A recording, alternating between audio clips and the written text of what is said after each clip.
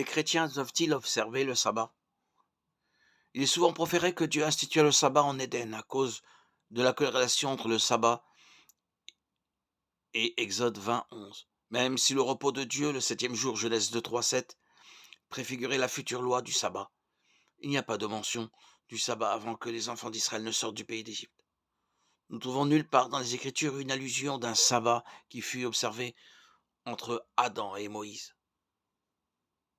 La parole de Dieu explicite clairement que l'observance du sabbat fut un signe particulier entre Dieu et Israël.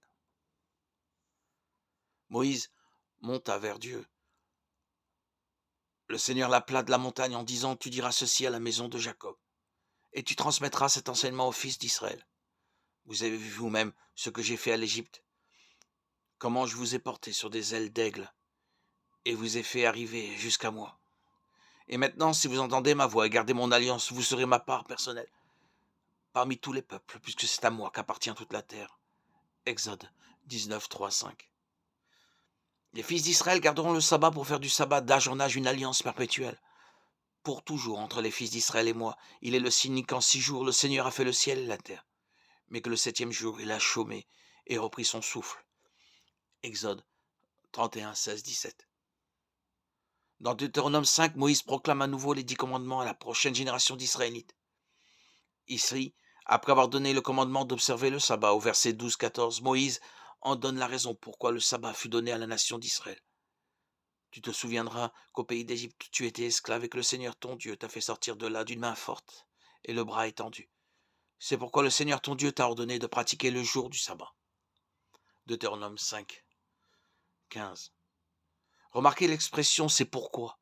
L'intention de Dieu en instituant le sabbat n'était pas le souvenir de la création, mais bien le souvenir de l'esclavage en Égypte et la délivrance du Seigneur.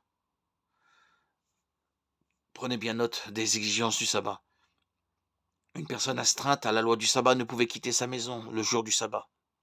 Exode 16, 29. Elle ne pouvait faire un feu. Exode 35, 3. Elle ne pouvait contraindre quiconque à travailler. Deutéronome 5, 14.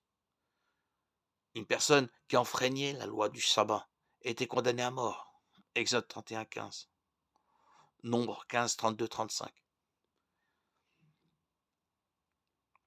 Quand Jésus apparaît dans son corps ressuscité et que le jour est mentionné, il s'agit toujours du premier jour de la semaine. Matthieu 28, 1, 9.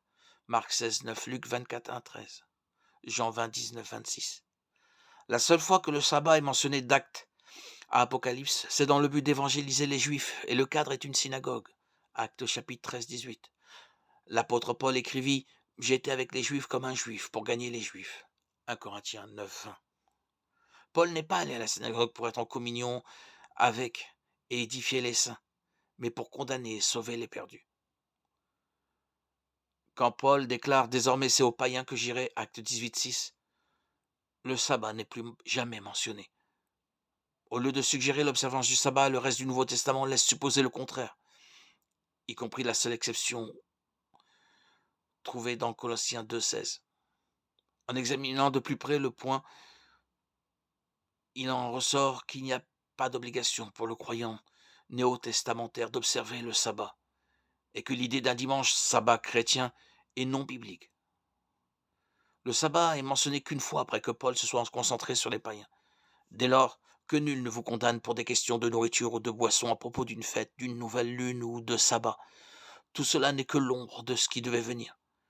Mais la réalité relève du Christ, Colossiens 2, 16, 17.